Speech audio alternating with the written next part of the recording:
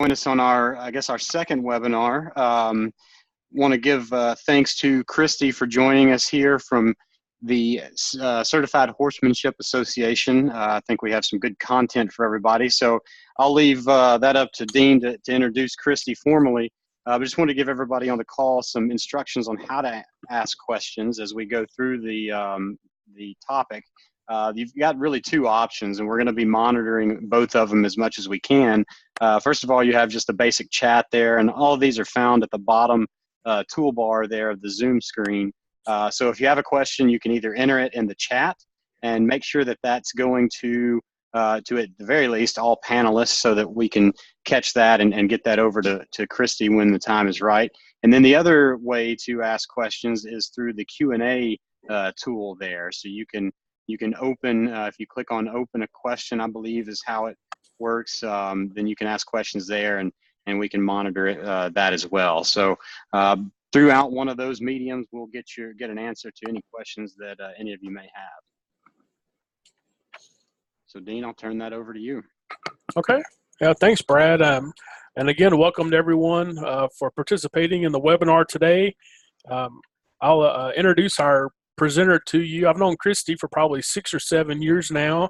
I work in Mississippi State as a Extension 4-H livestock specialist. So one thing that I work with here in our state is our 4-H horse program. So I've gotten to interact with Christy at several national events over the years. So just a little bit about her background. Christy got her undergraduate degree in public relations and speech communication from California State University, Fullerton, and has a graduate degree in mass communication and journalism from the University of Colorado in Boulder. She's got a vast experience in marketing and business, and she's got a great personality. She's very energetic, and the audiences are always, right in tune with her presentations. A little bit more about her background. She was the sponsorship and youth programs manager for the Arabian Horse Association, a trainer for skill path seminars, and the development director for the urban farm that works with at-risk youth in the Denver area. As Brad alluded to earlier, currently she's the chief executive officer for the Certified Horsemanship Association, which is a nonprofit 501c3 membership association whose purpose is to promote excellence and safety throughout the equine industry. She's also a clinic instructor and site accreditor for CHA. From the academic side of things, she's on the advisory council at Colorado State University for their equine studies program and the Dr. Temple Grandin project. And she also teaches effective presentations at the Community College of Aurora, and she sits on many boards in the equine industry. She's got a vast background in marketing and business, and when we were developing this seminar about ways to communicate with our clientele, whether they be people out in the States, students, administrators, whatever the case may be, we thought that marketing and social media trends would be a good topic. So with that, I'm going to, I guess, first ask Karen to make sure we get the record button pushed so we don't ask Christy to repeat too much of what she has to say. So once we get the recording going, which it looks like is going now, we'll turn the microphone over to Christy, and we'll look forward to what you have to tell us. Thank you, Dean. Thank you, Brad and Karen. I appreciate all of you. So we're going to go ahead and take questions as we go. So anytime you want to interrupt me is just fine. And I'll do some stories as we go, and hopefully some of this information is helpful to you and what you all do. So we'll start by our board of directors decided, and here we go. When I hit to go to the next slide, it says no, now that we've decided to record. So let me, Well, are you seeing it go forward at all, everybody? No, I'm not seeing it. Maybe stop sharing and share again and see if that will. I can do that.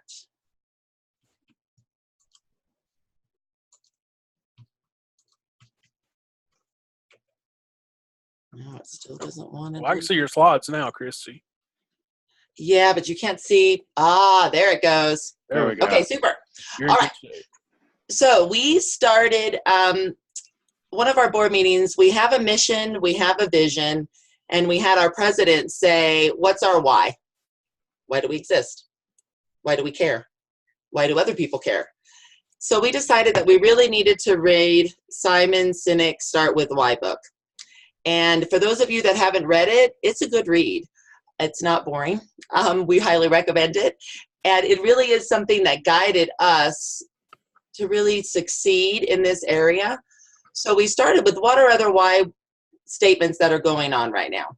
So as you can see, Harley Davidson has this one. And anybody that knows anything about motorcycles might know this one. Nike's Just Do It, of course, is very common. Uber's transportation is reliable as running water, everywhere for everyone. And then IKEA, creating a better everyday life for the many people. Coca-Cola has been doing this for years to refresh the world. JetBlue, the airline, up for good, and Airbnb, belong anywhere. So the reason why I bring this up is just pause a second in whatever you're all doing with your current organizations you run, the ag extension programs you run, everything else, and think, why do we exist? Honestly, we thought we're going to get together 18 people on our board. You have people that like different breeds, different disciplines, all kinds of differences in the horse industry. Even bits and bitting is a big thing, whether the horse should be shod or not shod. I mean, it goes on and on and on. We thought we're not going to get this done. Well, guess what? It took us 2 hours. We said, look, this is what we do. We change lives through safe experiences with horses. That's what we do. So it was something that actually was a lot easier to do than we thought was going to be. So for those of you out there that have a mission and a vision, hopefully you have them memorized if you're able to share those with others. But a why statement should literally be a statement. So it should be one sentence or some key words put together that truly do define who you are. So before you can even start marketing anything, you have to make sure that it's set up properly. So I did throw in just a few business slides to get us started. Lots of different ideas on the business side and what we can do. So you can be an S Corp, a C Corp, a limited liability corporation, so an LLC, a sole proprietor, a 501c3 like we are, a nonprofit, or a C6 that can lobby, and there's others. So what are you? And do you know what that is? And do you know the tax implications of it? And do you know when you have to turn in minutes and to whom? All those types of things I think are very, very important in knowing your business. So for example, in our space, horseback riding, if you set up a training company, you have to have all the checks written to that training company, not to you. Because what happens if you have those checks written to you, the IRS goes, huh, is this a hobby? And you're wanting to get paid for it? What exactly is happening here? And you also don't want to go in the red 3 years in a row. You want to always make sure that your business is making money and is in the black. So you have to be legit.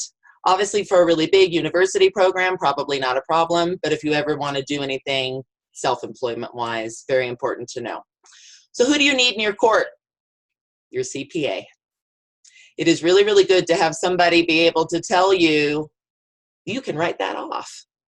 Wow, I can. I never knew. I could actually write off my breeches and my tall boots and my riding helmet. She says to me, will you go into Walmart wearing those? No, I guess I wouldn't want to go into Walmart wearing those. She goes, well, that is a tax write-off. I said, okay, it's called a uniform. Great. So then having an attorney in your court and knowing that that attorney, again, knows your space. So they know the equine industry for what I do.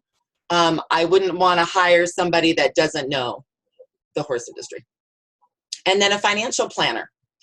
Somebody that can truly guide you through the myriad of, as you make money, hopefully being able to put it away, whether that's in bonds or stocks or what you want to do with that, maybe some CDs on a revolving rotation, things like that. So those are great people to have in your corner. And then what is your insurance? So even if you're not self-employed and work for somebody else, let's say you want to go and be on a board. As Dean read, I'm on lots of boards, and I get on boards altruistically for the mission. I do that too, but I also do that to market myself and what CHA does, because I currently work for them, and my own writing business, and to network and be around people that are better than me. Because if I get myself around people that are better than me, I'm going to be better myself, because I'm going to learn and grow. So one of the things when you go and be on a board, make sure they have what's called D&O insurance, which stands for Directors and Officers Insurance. Unfortunately, if that board had some sort of a financial crisis, you are fiduciarily responsible to be a part of that board. So therefore, you can maybe even do something horrible like lose your house. There's things that can truly happen if they go into a lawsuit, if they have to close down, all these things that if they don't have D&O insurance to cover it, they can come after each board member.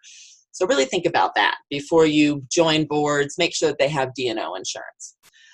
General liability insurance for slip and falls, anything else that might happen just on the property.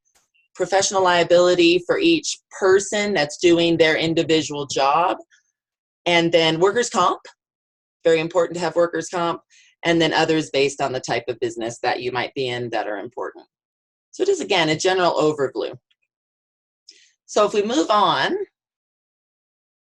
if it will let me move on. It's very interesting how it doesn't like me to do that. All right, well, occasionally I will stop and I will just have to reshare, I guess. So I'll try that again.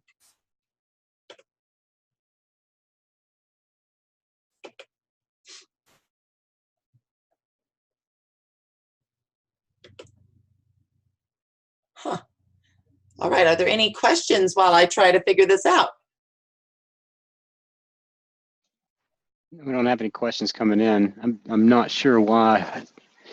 The only other thing I could do, I sent this to Dean. Could you open it and share your screen, maybe? That's what I'm pulling up right now. Okay. Because it goes for a couple of slides and then it says no thank you.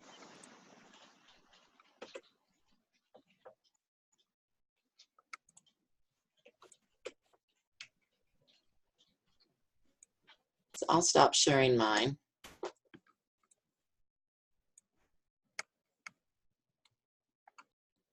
There we go. Let's see if it likes you scrolling. Aha. Perfect. All right. So I'll just ask you to do that if you don't mind, Dean. Sure. Teamwork. That's what we're all about. All right. Great. Okay. So making a business plan. We're not going to go into a lot of this because I know we want to do more of the marketing side. But if you don't have your business set up, you have no reason to market. So when you make your business plan, and again, you guys will all have a copy of this recording later. You can see it later. These are just some of the big things to kind of look at when you're thinking about what you do. So you have your why statement. You might go a little bit deeper, have a mission and a vision, and then you can do a really formal business plan that has a budget, that has, of course, a marketing plan that we're going to go into detail here in just a second. Who is your management team? Who are your staff? Who are your board of directors? Who are your other folks that help you? Your volunteer leaders, things like that. What are your credentials and all of theirs? Why are they in the positions that they're in? For those that run a 501c3, we find what's really important when we develop our board is actually creating a board matrix where we say this is the people that we actually need from different locations in the country. We also have about 15% of our membership in Canada, so making sure we always have representation from Canada.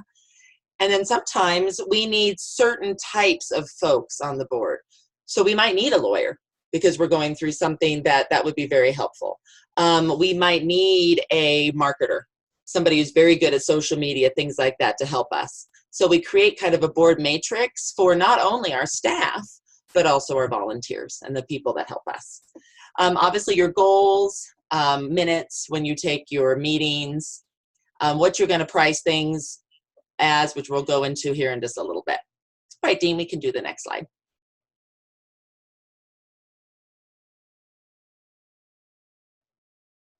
So SWOT analysis, most of you have probably heard of this.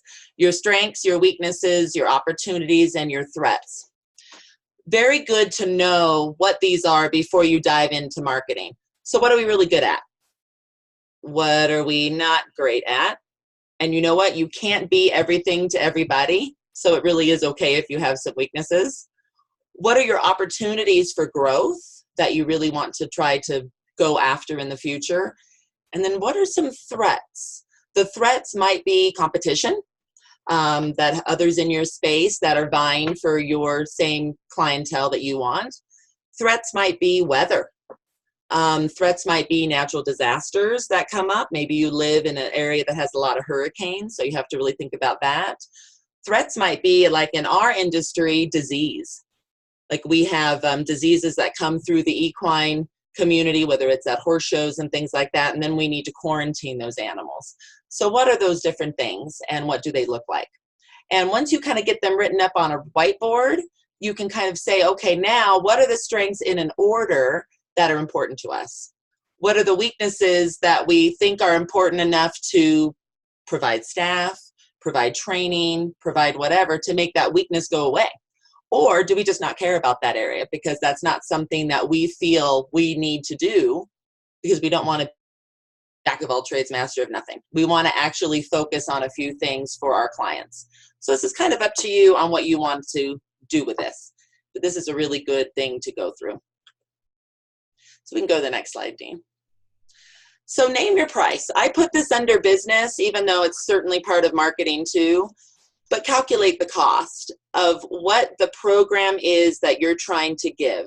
Now, sometimes that program will be free because you'll have budgetary money set aside to be able to provide that program for free for people. Sometimes that program costs money. So I'm going to jump into riding lessons. I teach horseback riding lessons. So what is my material? My material are the horses. Whether I board them or keep them in my backyard, I got to feed them. They're on the payroll. I've got my own labor. And we do need to pay ourselves. And I think sometimes when we're self-employed, we don't do that. A little bit easier when we're getting paid by a company or a university. But if we are trying to venture out on our own, make sure we pay ourselves. What other overhead do I have? So for me as a riding instructor, that might also include the water that I have to put in my arena, the tractor that I use to drag my arena, stall cleaners that I might have to hire if I don't have enough time to clean my own stalls or feed my own horses, all those things. So the price should equal or exceed 2 times the cost. So if it costs you $40 an hour to teach a riding lesson, you need to charge $80.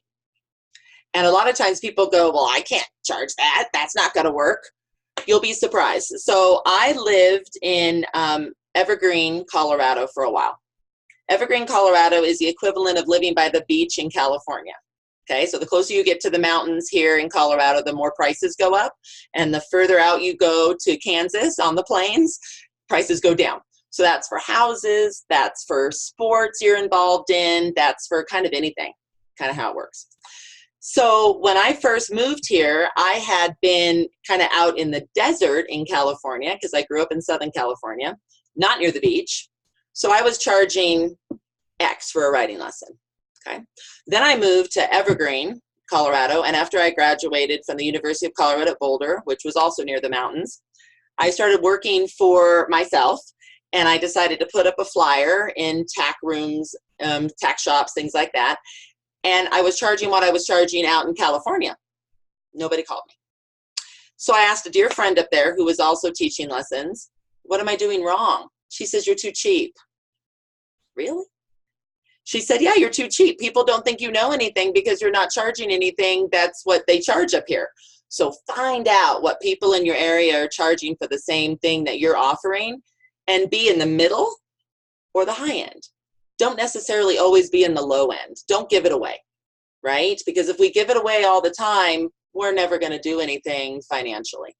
And we want to be able to feed our family and not just eat top ramen like I did in college. You want to be able to occasionally have a good steak, right? So the price should equal or exceed 2 times the cost. And then do added value. So for example, if you have a program, and I was talking to on a camp podcast yesterday, And they were saying, well, if we have a horse program at a camp, can we charge extra for it? Sure. Why not charge the parents an extra $20 to have to do the horse trail ride? And then charge them another $10 to do the mountain bike excursion. And then maybe charge them another whatever to do the wilderness packing trip, right? To be able to cover our costs. So your base cost and then some added things can certainly happen. And then what is your ROI? What is your return on investment? Are you actually getting back to be able to put into your savings account some money, or is everything that you're getting back just paying your bills? But is that okay? Do you have enough in your budget if you work for a large company that the company's fine with that? The company's fine with breaking even on certain programs, and then others, they probably definitely want money so they can keep the lights on as well. So knowing what your ROI is and be able to track that is very important. All right, Dean, we can go to the next one. So principle, before you start marketing, make sure your product or service is the absolute best it can be. Because what travels really fast? Negative information. People say, and they immediately Yelp you, right? They get on Yelp, or they get on Facebook, or they get on Twitter, or they get wherever they go, and they say, oh, I had a bad experience with this electrician, or I had a really bad experience with this plumber, or in my case, I had a really bad experience with a horseback instructor, right? So making sure that before you start the marketing, it's actually going great is a very good idea. So next, we can see what is your USP. Might have heard this acronym. It stands for your unique selling proposition. So in that program that you're putting on through your ag extension, let's say, what is unique from it versus other programs that people might or might not be involved in? We have a conversation all the time about we're not necessarily competing with young people maybe who also want to ride with other barns. We're competing with soccer. We're competing with video games. We're competing with the cell phone. We're competing with swimming, right? All these other kinds of sports, and of course now electronics is what we're competing with in order to get these young people's attention, and sometimes older people, right, as well. So what is your unique selling proposition that will define you not only from others in your space, but from the video game? What is better than the video game? So going back to what I know, the horseback riding, okay, responsibility. Okay, exercise. Okay, getting out and getting some vitamin D, right? Getting back out into nature and being a part of all that. The partnership with an animal that weighs 1,000 pounds plus, right? Those are all things that can kind of get people off of the video game and maybe say, oh, maybe I don't want to do just all soccer. Maybe I want to try horseback riding too. And then, are you a show barn? Maybe you have a lot of competitive people that want to do stuff. Or maybe your unique selling proposition is you just do trail rides because your property backs up to national park or state park. That's pretty cool. So that makes you more unique than your neighbor down the street that maybe doesn't back up. So a person needs to put their horse in a trailer, go up the road, and then go ahead and go on their trail ride. So again, what makes you unique? What would your current satisfied clients say that you do better than anyone else? Testimonials are awesome. And you know, we never think to ask because we don't want to brag. Most humans are pretty humble, right? And we don't want to say, oh, we are good, okay? But others, you'll be surprised. They want to tell you that you're good. Because why else are they spending their money with you? Why else are they doing the program with you? Why else are they volunteering with you? Why else are they working for you? Why are they on your board? Whatever the case may be. So asking your satisfied clients or volunteers or staff or whatever for testimonials is a super idea. And then whatever your strengths are that make you unique, play to those. Again, going back to our SWOT analysis. Play to those strengths and don't try to be everything to every people. I think one of the biggest things that we do wrong as membership associations is we never sunset anything. So what I mean by that is we'll have a program. For example, we had a program called Team CHA, and it was very much geared towards the kids before the age of 16, because at the age of 16, they can become an assistant riding instructor with us, or they can become a certified stable worker with us through our equine facility manager certification. But what would happen is that we were like, well, it'd be kind of fun to train the young ones up. So we had this team CHA, never did anything. We never got rid of it.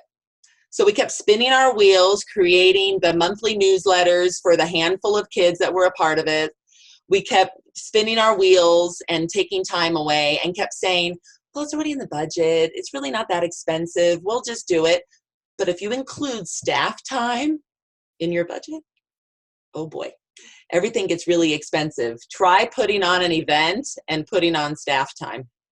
It will get really costly really soon, and you'll need to probably charge a little bit more for those events in order to make sure that they're paying for themselves if you truly want to pay for staff. So again, sunset stuff, right? Play to your strengths only and don't try to be everything to everyone. So on this next slide, I was going to ask a question real quick, if you didn't mind. Sure. So you're talking about your unique selling proposition. How should that relate to your why statement? Or are there a lot of similarities with that? If you're selling something, should that be part of your why statement to get somebody? Yeah, that's very good. So what we do when we have a board meeting, we'll put our why statement up at the top of the whiteboard. And when we start brain sailing, which we do a lot during our strategic planning, we'll say, all right, we should have a certification for this. And then we say, does it fall under our why statement first and foremost? And then if it does, is it still falling under what we're trying to be the best at? And for Certified Horsemanship Association, we certify equine professionals and we accredit equine facilities. That's what we do. So at one point in time, some of our board members wanted us to become like State Line Tack, and they were just having us carry all this random product on our website. First of all, you've got inventory control. You've got to have a bigger space in order to house and warehouse everything. And we just went, wait, we can't do this anymore. This does not fall under our why statement. It doesn't make people more safe to sell them a supplement for their horse. It doesn't make people more safe to sell a crop, right, to ride with or whatever. So we decided that's not who we are. And now if you go to our website, the only thing we sell are educational manuals, safety posters to put up in your barn, educational DVDs, and webinars for people that want to learn more about safety. That's it. So again, going back to making sure that it always falls under your why statement first, Dean, is super. And then that your unique selling proposition ties right into that. And that all of your little raindrops under the umbrella of your why statement also do connect to that why statement and back to the fact that you're not trying to be everything for everybody. Does that answer your question? Okay, awesome. So the next slide here, features tell, benefits sell. So if you think about what do we have that really go towards our USP, that makes us unique from Joe down the street. So again, keeping in the horse thing, we have a 200 by 100 lighted covered arena. Okay, that's fine. That's what it is. But what are the benefits of that? Wow, room to work when there's other boarders in the arena and we're all riding at the same time. Wow, it's all weather. So I can ride when it's raining, snowing, dark. I can ride when it's windy. This is going to be great. Okay, access to trail. That's a feature, a benefit. Riding both in the arena and on the trail. Wow, I get to do both with my horse. My horse gets to be very thorough at both and good at both. Large ventilated stalls. That's great because most of the time when you have small stalls that are not ventilated, that's when disease can happen and horses get coughs and things like that. So again, the benefits are happy, healthy horses because we have large ventilated stalls. So again, think about your benefits and make the benefits lead over the features. The features are fine, but the benefits are what touch the emotion of people and get the people to come to your product or your service more than they do to Joe's up the road if they have that emotional tie. So rethink how you describe your assets. Move from merely telling the features to selling the benefits of those features. That's a good sentence to think about. Ooh, it got all fancy. All right, so the marketing plan here. If you have your mission and your purpose and your why, then everything else gets to be kind of the fun stuff. Now you get to get into the nitty-gritty. And for some of us, this is busy work and we don't like it. For other of us, we love it. So branding. Make sure you have a font that you use. Make sure you have a color palette that you use. And this might sound very like too detailed, but you know, universities all have colors, right? So are you going to continue to use your university colors throughout the program that you're offering? Or maybe your umbrella within your university comes under something different. So you can go ahead and keep that color palette, but maybe add your own creativity too. How does that work? Is the university going to let you do it? Are they not? Do you have to stick strict to whatever their branding rules are? So knowing those things. Comic Sans, for example, is deemed less credible. So if you're doing something fun and kind of silly, Comic Sans is fine. But otherwise, Arial, Times New Roman, you know, the things that are a little bit more serious for different types of things that you're doing, depending. Color is also really important. And then, of course, choose a simple color palette. You don't want to go too crazy in what you do. So for us, we do blue and white and gold. That's what CHA does. But obviously, there's other colors on here, like the green, to kind of pop what it was. But the overall colors are the overall colors.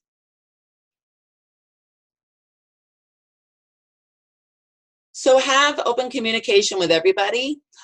Make sure that everyone on your team, staff, volunteers, all kind of know the plan and feel ownership of that plan. Because the more ownership they have of that plan, the more they're going to do for you. The more they're going to be excited about it, the more they're going to say, oh, I want to help. This is going to be super. A budget is important. And I know not all of us like Excel, not all of us like QuickBooks, but a budget is really important. We're in the middle of budgeting right now, and it's a 148 Excel spreadsheet, 148 pages.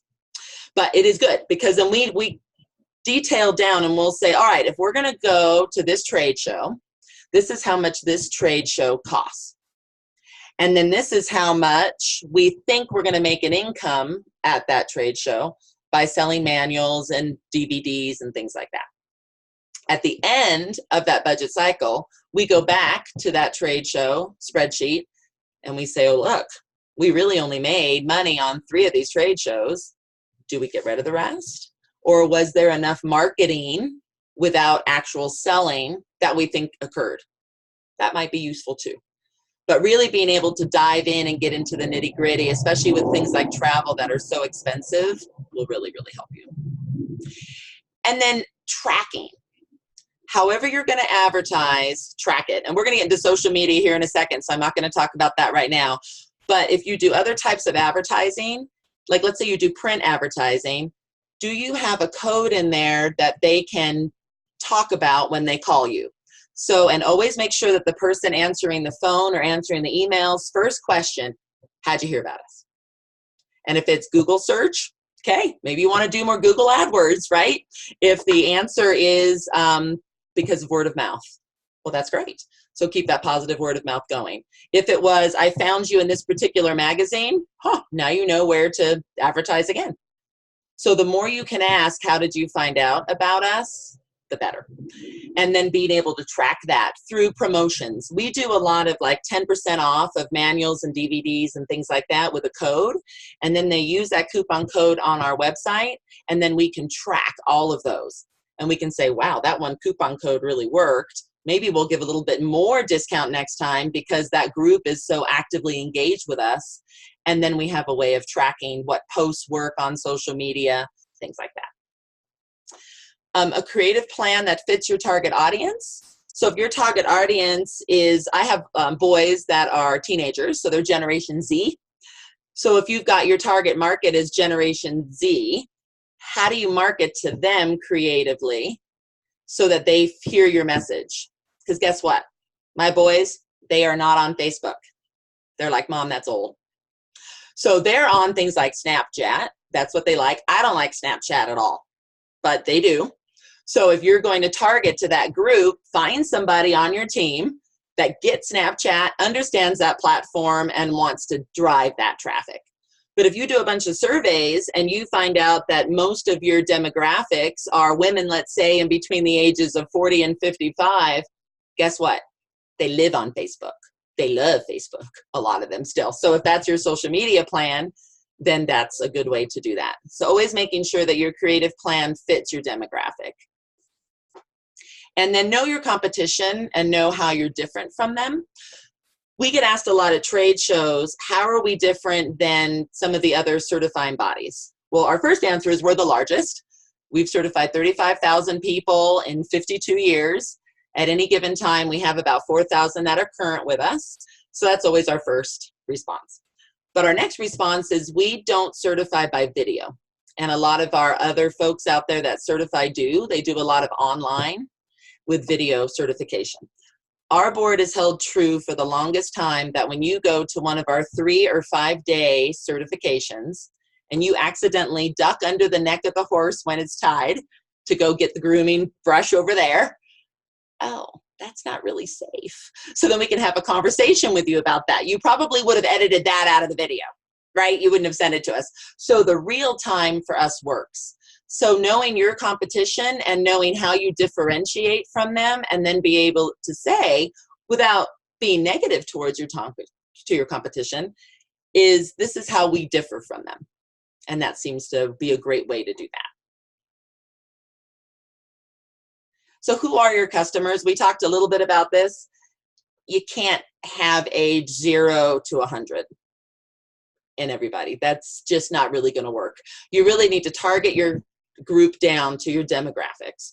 Where are they located? For us, it's all 50 states and every province in Canada, but it's not currently Mexico and it's not currently international beyond our continent, except for those that get certified here and then go live in England or somewhere. Then we might still list them on our website. But we are currently not wanting to do clinics all over the world because that would deplete our resources, in our opinion. So we just want to be good here. You might be like, I only want to be good in this county, period. This is our county. This is the boundary, right? And then who are your people? And not just age and sex like we've talked about, but also what is their motivation? What are their needs? Survey, survey, survey. Survey Monkey. There's a bunch of other kinds of ones out there that you can use, but survey is really, really good. And you can do Survey Monkey, 10 questions or less, and then maybe offer them a free, whatever the case may be, at the end to get more people in. And don't freak out about click open rates and all these things on your monthly e-blast you might do. If you're getting anything over 10%, you're doing great. And I know most of us, especially as academics, right, we think, okay, but that's failing. This 90% or more is an A. It ain't going to happen. That is not what people do. People are scrolling through stuff and they're just moving along at the speed of light. And they say, if you're going to market something, you really need to market it 3 months in a row. So for us, we have a monthly e-blast. And I try to tell our advertisers, please be in for 3 months in a row. Because by 3 months in a row, they're going to see your message. Because one day they're going to look at your message and they're going to be busy thinking about something else and not focused. Another day they're going to open your message, the phone call's going to ring, right? And they're going to say, oh, and they're going to miss your message. The third time they might go, oh, I never saw that beautiful ad on ABC. I'm going to click on it. So 3 times in a row seems to work a lot better than just once. And also knowing what the needs and wants are of your customers, so that you can make sure that you're putting those types of photos in, those types of images in that really touch their heart, if that's what they think is important. If they think the scientific and the why is more important, then answering those reason questions for them, things like that. Knowing who your user is, who your decision maker is, who your buyer is, and who your influencer is. In my house, and my husband could be standing right here and he'd be okay with this, I'm the CEO of what happens with our boys as far as their sports and their activities they're in, things like that. He doesn't want to deal with it. It's like, I don't want to do the budget on all that. I'll go ahead and let you do it, wife. So I do that. So for us, we make the assumption with horseback riding that it's probably going to be moms more than dads that are deciding if their kids are going to ride or not. These days, it's a lot of grandparents deciding too. The grandparents are actually spending the money on the children to come and ride. So how do you market to them? not on Facebook for a lot of the grandparents. Some yes, but not all. So how do you reach all of those different people? Characteristics of use, so who they are and how they define themselves. What is your typical customer profile? Do you have one? Are you kind of all over the map? Or if you really kind of zero in on your surveys, you have a certain type. Engage them online with meetings and not just conference calls. We find that things like what we're doing here, Zoom is awesome, GoToMeeting's awesome. We can see each other. We can wave into the, our cat can jump on our lap. It makes us more human, right? Our dog can come into the room. It's not just a talking head. So these types of things to get your team involved and your customers involved is really fun. You can do something like this for right before you launch a new product or a new program. You can get kind of your influencers that like you a lot on Facebook and your other social media. You can get them together and you can say, will you please be on this Zoom call and let's do some questions back and forth and see if we even like this program before we even launch it. So things like that you can do. Hey, Christy, I've got a question for you. Of course. So have you found the recipe of pushing, I know you mentioned 3 months in a row, right? Or 3 times to send an advertisement or to put something in front of somebody. What's the recipe of doing that without being viewed as, spam or, too much? Because again, we get flooded with emails with whatever it may be. So what have you found is just enough time in between without being viewed as, overly aggressive? So I'll give you an example. So we do only a monthly e-blast to our e-blast list that has about 12,500 on it. We put advertisings, job postings, things like that at the top of it, knowing that as they scroll, they might not make it all the way to the bottom. But at the bottom, we put all of our certifications that are going on around the US and Canada because we know they want that. So in between, we hope they look, right? And in between is educational articles, it's information about our upcoming conference, things like that. When we have a sponsor, for example, Troxel Helmets sponsors us. And Jenny Beveridge was on, we do a monthly podcast called Training Tuesday with Horses in the Morning. And she wanted to be on that podcast 3 times. And I said, Jenny, I have no problem with that, but we can't talk about the same thing every single time. What are we going to talk about? So one time we talked about all the different types of Troxel helmets in regards to style and things like that. The next time we talked about ASTM and SEI and how they work to make sure that helmets protect heads of riders and falls. And then the last segment, we talked about care of the helmet, where to keep it stored, how long you can keep it until you should get a new one, those types of things. So it's marketing a program or a product, but not always doing the same thing. Does that make sense? Absolutely. Yeah. You're selling I like that example that you use because you're still overall the concept of pushing that product was there, but it was explaining, as you said earlier, the benefits of it along the way. Is that kind of? Yes. Okay. And you know what else it did? It fell under our umbrella of safety, right? Helmets are safe to use when you ride horses. And it fell under our unique selling proposition, which is certification, because most of our host sites are going to require their people to wear helmets when they come as attendees to be certified. Sure. So it kind of fit under those things too. Yeah. Thank you. Very good. Absolutely. All right, we're going to dive in. Now, do y'all want me to stop at noon my time? So top of the hour? Yeah, I mean, I think if we go a little over, around there, that's what we're shooting for. Okay, super. I'm just going to keep looking at my clock here. So some people now are thinking they don't need a website. They can just do things on Facebook. And I'll be honest with you, the research that I've done, that's wrong. Google still leads. Google still is much more well-known than Bing and Yahoo and some of your other search engines. And Google likes websites. And Google likes really active websites that have tons of content that is always being updated. So you can certainly use WordPress, do it yourself, user-friendly, no problem. Just understand what SEO is, search engine optimization, and understand that every time you put a page up that you're putting tags and meta tags on there, that you want them to see if they're scrolling. Okay, so if they're just typing in riding instructor in Aurora, Colorado, hopefully I come up first, right? If I've done my job right. And sometimes you obviously have to buy Google ads. And if you're people that are buying Google ads that are your competition, they're going to be ahead of you because Google wants their money, which is fine. But the more keywords, tags, and meta tags you use on every page in WordPress or whoever is doing your website is super. You can certainly have forms on there. The more interactive they are and the more fillable they are, Google likes it better than PDFs. Google tolerates PDFs, but they really like the one that you can do and actually do fillable because they're more interactive. You can have a store if you do sell programs and products. A blog is wonderful for those that like to write because you can launch that through social media and then drive people back to your website. So you only do a teaser on social media and then they have to click here to read more, and that drives them back to your website. If you do press releases, we work with American Horse Publications, so we do 3 press releases every month that we get with our membership with them. We always make sure that those press releases are on our website, current, and we also put them on social media so that they go back to our website to drive traffic.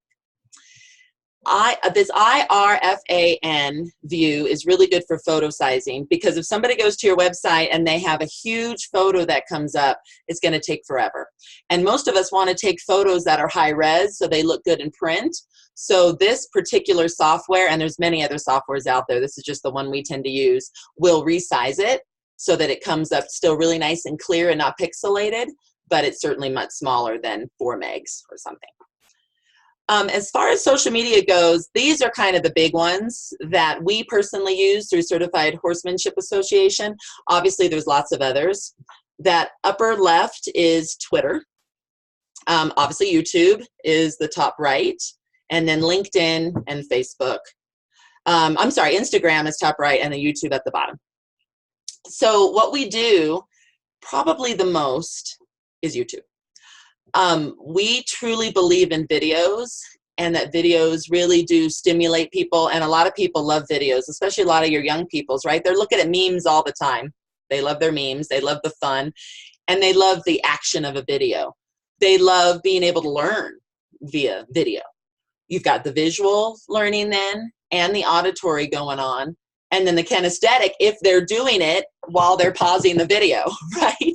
Whatever it may be. I learned the other day how to tie a tie because one of my boys had to wear a bow tie and I had never tied a bow tie before.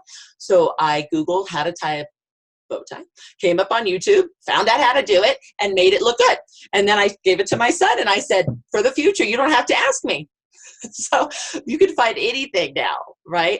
So videos are just super. We do 3 to 5 minute videos because we find that that's still kind of the time frame for a lot of people for things like how to catch a horse in a pasture, how to tie a quick release knot, how to pick a hoof. But then we do 10 to 15 minute videos on how to teach a really solid first trot riding lesson to a group of 5 people. So they'll certainly look at longer videos if it's more in-depth knowledge. And then they'll look at shorter videos if it's something quick. So YouTube's been great for us. And then we use a lot of Facebook. Our clientele tends to be the 40 through 55-year-old ladies that we were talking about, and they love Facebook still. So we have what's called a group page, which is closed, that we have to approve them if they want to join. They ask to join, and then we make sure that they're in our member database. If they're active in our member database, we put them into the closed group. If they have let their membership expire, we Facebook message them and say, you've let your membership expire. Here's a link to do it online. That's gotten a lot of people to rejoin. And then we have the little one that we cut and paste that says in Facebook Messenger, I'm sorry, but you are not a member of CHA. If you're interested in being part of this closed group and finding out more about us, here you go. And we give the link for them to find out about us. So that's helped. And then we have our big fan page. This is the one where we want everyone to be a part of it. So we have over 15,000 on there. There are a lot of, obviously, people that are interested in horses and safety. And we do a lot of fun stuff on there, as well as business stuff to keep them engaged. And on that particular one, if you put something up, let's say it goes a little bit viral on you, We had a Halloween one time that did really, really well. You can click on all the people that have liked it and invite them all. So if it doesn't already say invited, because you've tried it before and they've never decided to do it or not, and it doesn't say friend, like they've already been a part of it, they're already a fan, you can invite them. And I'll tell you, that increased our numbers in that a lot. So that's something to think about on Facebook. Facebook Live is video on Facebook. We haven't dove into this a whole lot, but it is fun. And it will come up, as you guys have probably seen that use Facebook, on your feed saying so-and-so is live right now. And then so-and-so will be live, you know, in the future on their recording, whatever. So we do a lot of that. Events on Facebook are a really, really big deal. Because if you put an event, like for example, our international conference is coming up, we do the event, and then I can actually share it and invite over 500 people. So I can go into my individual groups, like Horses in the Morning, all the people that like our podcast, I invite all them.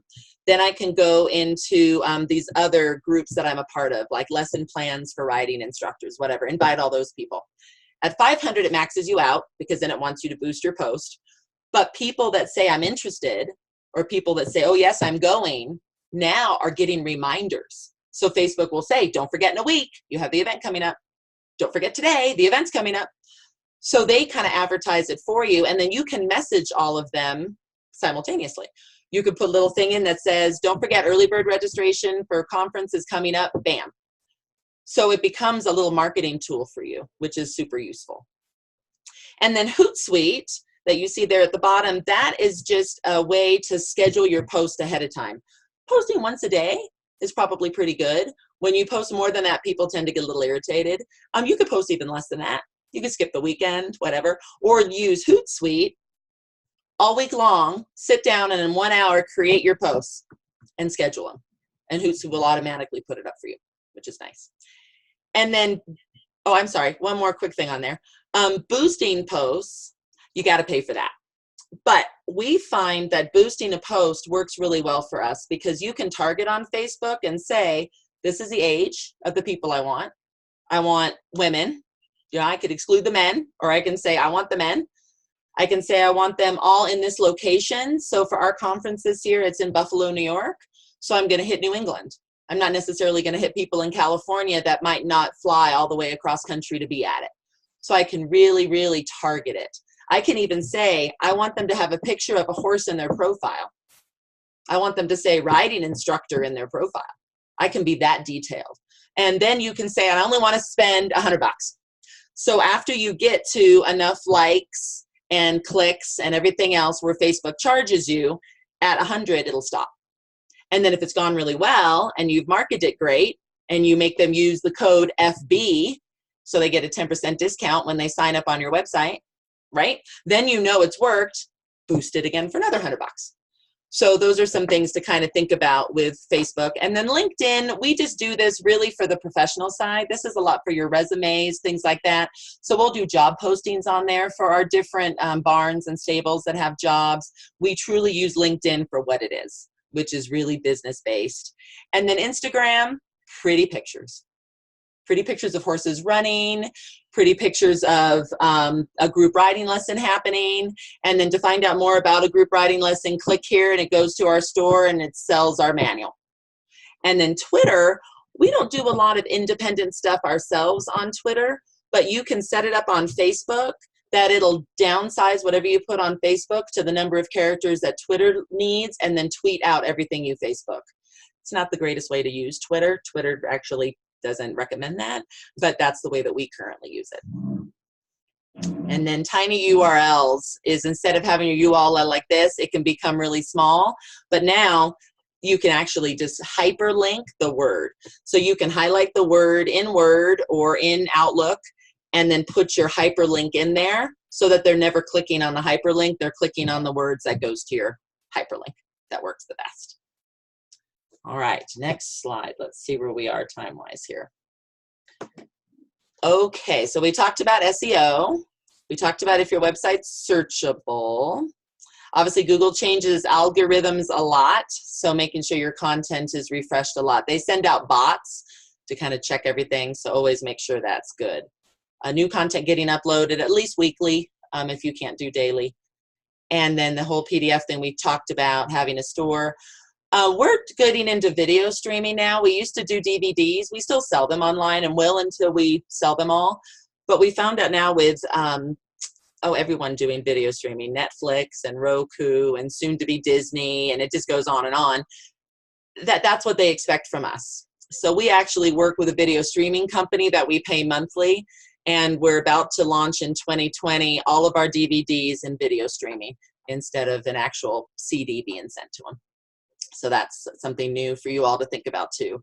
We talked about blog and we talked about forms. Hey, we covered all that on the other slide, it looks like.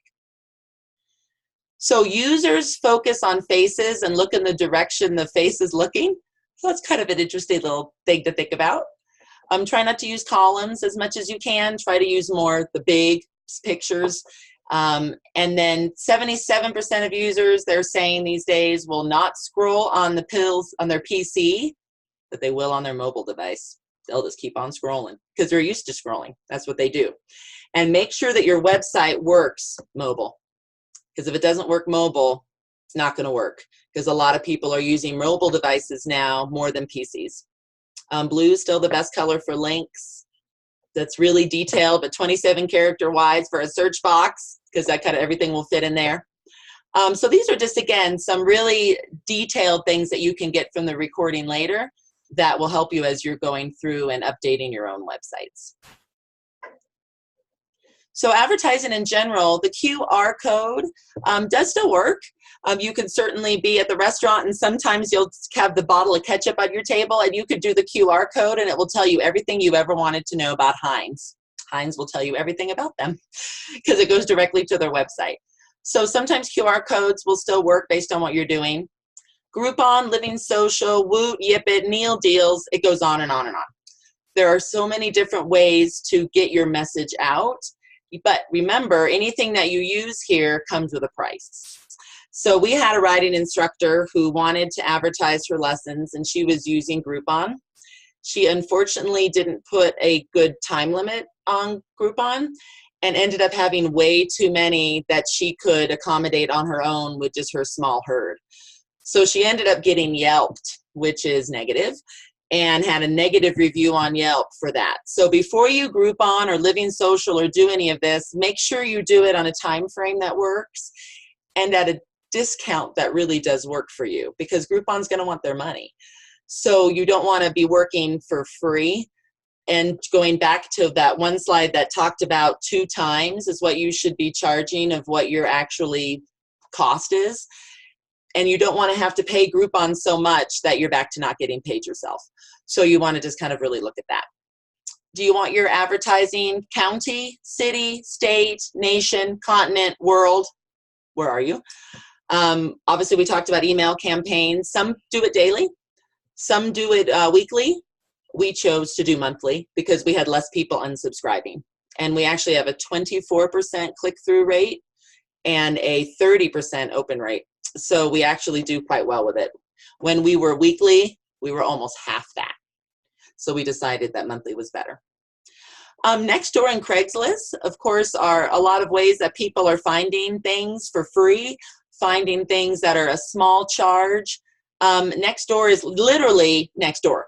So it's your subdivision and your neighboring subdivisions. And then Craigslist, of course, a little bit bigger, Craigslist Denver, for example. But those are also ways to put your products and services sometimes. Have a call to action and everything. What do you want the person to do? All right, you need to email this or click on this or call this in order to get ABC or find out more about our program. And then track everything. We talked about that. And then obviously word of mouth is still huge, right? People are going to share with each other. So one more book that I want to recommend to you besides Simon Sinek's that we talked about is Blue Ocean Strategy. This has been out for a while, but it's still a really good one. They talk about how red oceans are well explored and crowded with lots of competitors. Blue oceans are full of opportunity and growth because they represent untapped market space. So always swim for open water and seek the blue ocean. Again, going back to your unique selling proposition and what makes you unique from your competitors so you can be in blue ocean and not red. That's another good book for those that like to read. So just really briefly, as I know we're at the end, this is who we are. I would not be a good marketer if I did not put these slides in. So if you get asked to speak, make sure to put these slides in for your own company or whoever you work for. This is all the stuff that we certify. English Western, trail guide from an hourly trip going way out into the wilderness. College and university students once they're leaving with their bachelor's degree. Seasonal equestrian staff, this is more for Girl Scout, Boy Scout, YMCA programs. Equine facility managers, drivers, vaulting coaches, and of course we do site accredit. And this is a few of our educational manuals and things that you can certainly get if anyone is interested in the horses and our safety aspect that we do. And we do have 2 websites and we market them differently. CHA.horse, because CHA.com was Colorado Health Association, Canadian Hockey Association, so CHA.horse, and then CHAinstructors.com is our online database to find people that are certified with us. And I believe that is the last slide. So thank you very much. All right. Thank you, Christy. Before Christy gets off here, any final questions here?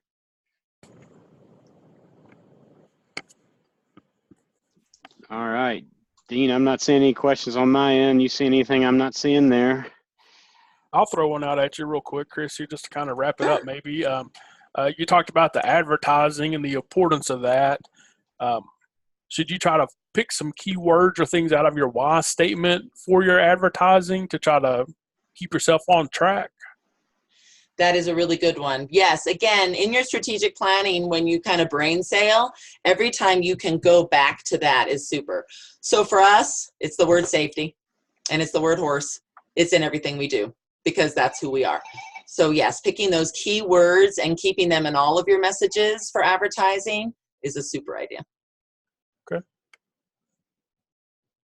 Well, thank you very much, Christy. On behalf of the Lee 21 alumni, we appreciate you taking your time to share your social media and business plans and strategies. And I know I've got a full page of notes of tips and suggestions that'll help me out. So again, I greatly appreciate your helping us out today. Well, thank you. And if anyone wants to contact me, you can find me on Facebook, just Christy Landwehr, and message me, and I'd be happy to answer any questions. Good deal. Thank you, everybody, for participating today. And we hope to see you at our next webinar down the road in a couple of months. So we'll be getting that advertised soon. So have a great day. Thank you.